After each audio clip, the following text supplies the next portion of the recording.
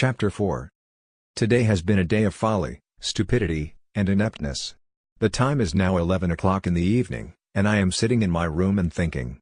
It all began, this morning, with my being forced to go and play roulette for Polina Alexandrovna. When she handed me over her store of 600 gulden, I exacted two conditions, namely, that I should not go halves with her in her winnings, if any, that is to say, I should not take anything for myself, and that she should explain to me, that same evening, why it was so necessary for her to win, and how much was the sum which she needed. For, I could not suppose that she was doing all this merely for the sake of money. Yet clearly she did need some money, and that as soon as possible, and for a special purpose. Well, she promised to explain matters, and I departed. There was a tremendous crowd in the gaming rooms. What an arrogant, greedy crowd it was. I pressed forward towards the middle of the room until I had secured a seat at a croupier's elbow. Then I began to play in timid fashion, venturing only 20 or 30 gulden at a time.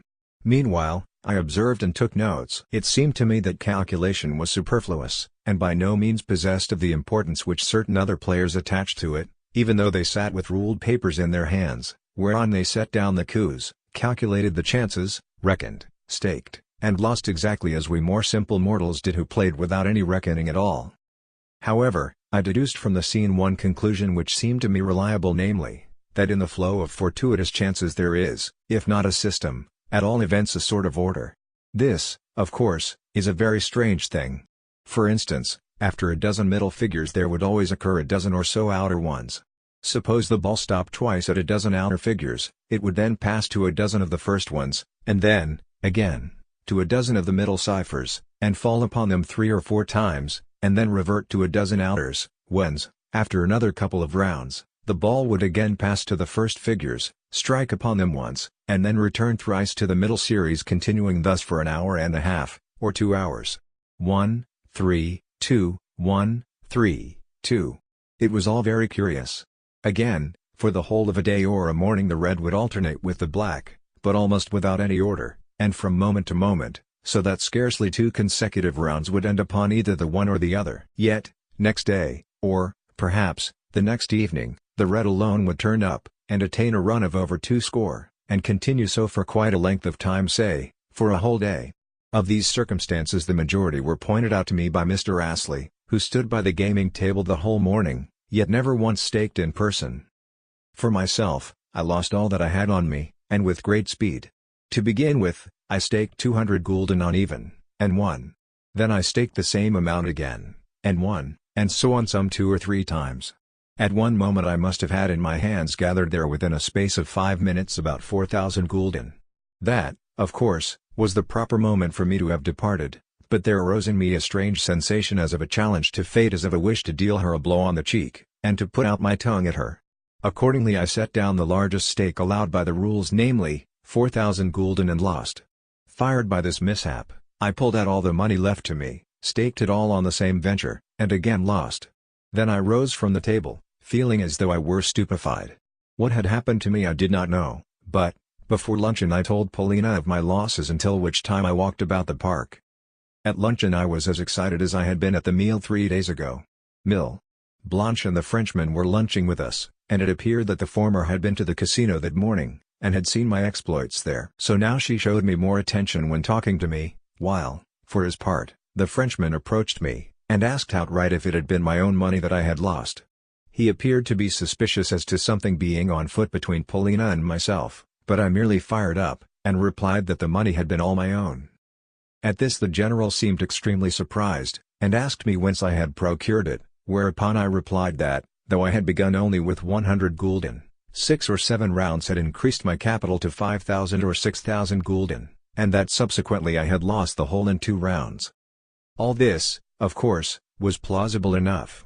During my recital I glanced at Polina, but nothing was to be discerned on her face. However, she had allowed me to fire up without correcting me, and from that I concluded that it was my cue to fire up, and to conceal the fact that I had been playing on her behalf. At all events, I thought to myself, she, in her turn, has promised to give me an explanation tonight, and to reveal to me something or another. Although the General appeared to be taking stock of me, he said nothing. Yet I could see uneasiness and annoyance in his face. Perhaps his straitened circumstances made it hard for him to have to hear of piles of gold passing through the hands of an irresponsible fool like myself within the space of a quarter of an hour.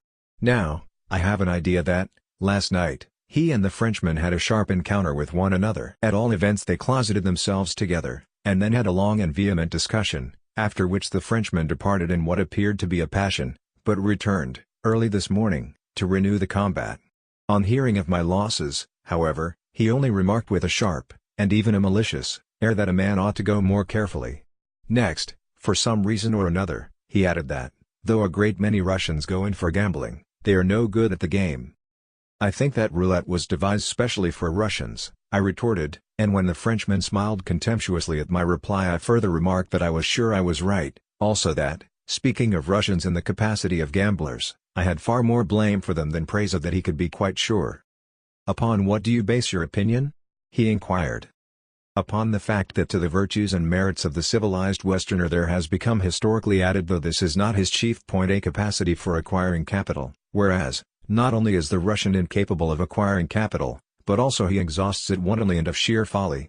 Nonetheless we Russians often need money, wherefore, we are glad of, and greatly devoted to, a method of acquisition like roulette whereby, in a couple of hours, one may grow rich without doing any work. This method, I repeat, has a great attraction for us, but since we play in wanton fashion, and without taking any trouble, we almost invariably lose." "To a certain extent that is true," assented the Frenchman with a self-satisfied air. "Oh no, it is not true," put in the general sternly. "And you," he added to me, "you ought to be ashamed of yourself for traducing your own country." "I beg pardon," I said. "Yet it would be difficult to say which is the worst of the two, Russian ineptitude or the German method of growing rich through honest toil." "What an extraordinary idea!" cried the general. "And what a Russian idea!" added the Frenchman. I smiled, for I was rather glad to have a quarrel with them. "I would rather live a wandering life in tents," I cried, "than bow the knee to a German idol." "To what idol?" exclaimed the general, now seriously angry. "To the German method of heaping up riches. I have not been here very long, but I can tell you that what I have seen and verified makes my Tartar blood boil. Good Lord! I wish for no virtues of that kind. Yesterday I went for a walk of about 10 versts, and, everywhere I found that things were even as we read of them in good German picture books, that every house has its Fyodor, who is horribly beneficent and extraordinarily honorable. So honorable is he that it is dreadful to have anything to do with him, and I cannot bear people of that sort. Each such Fyodor has his family, and in the evenings they read improving books aloud. Over their roof trees there murmur elms and chestnuts, the sun has sunk to his rest, a stork is roosting on the gable, and all is beautifully poetic and touching. Do not be angry, General. Let me tell you something that is even more touching than that.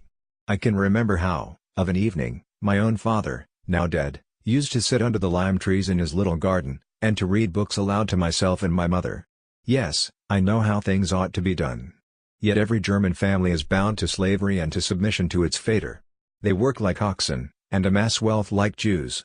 Suppose the Fyodor has put by a certain number of gulden which he hands over to his eldest son, in order that the said son may acquire a trade or a small plot of land. Well, one result is to deprive the daughter of a dowry, and so leave her among the unwedded. For the same reason, the parents will have to sell the younger son into bondage or the ranks of the army, in order that he may earn more towards the family capital. Yes, such things are done, for I have been making inquiries on the subject. It is all done out of sheer rectitude, out of a rectitude which is magnified to the point of the younger son believing that he has been rightly sold, and that it is simply idyllic for the victim to rejoice when he is made over into pledge. What more have I to tell? Well, this, that matters bear just as hardly upon the eldest son.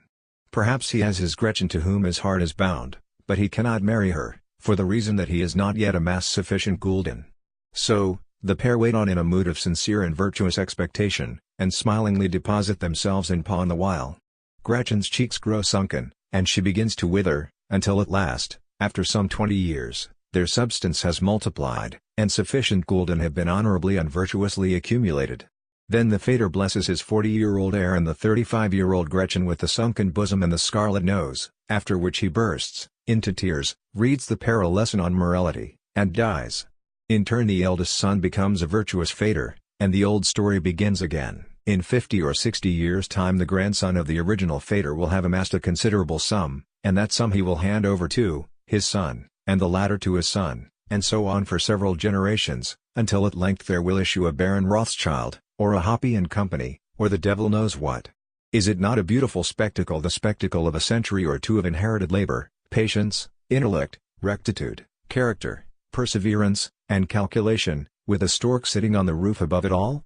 What is more, they think there can never be anything better than this, wherefore, from their point of view they begin to judge the rest of the world, and to censure all who are at fault, that is to say, who are not exactly like themselves. Yes, there you have it in a nutshell. For my own part, I would rather grow fat after the Russian manner, or squander my whole substance at roulette. I have no wish to be Hoppe and Company at the end of 5 generations. I want the money for myself, for in no way do I look upon my personality as necessary to, or me to be given over to, capital. I may be wrong, but there you have it. Those are my views.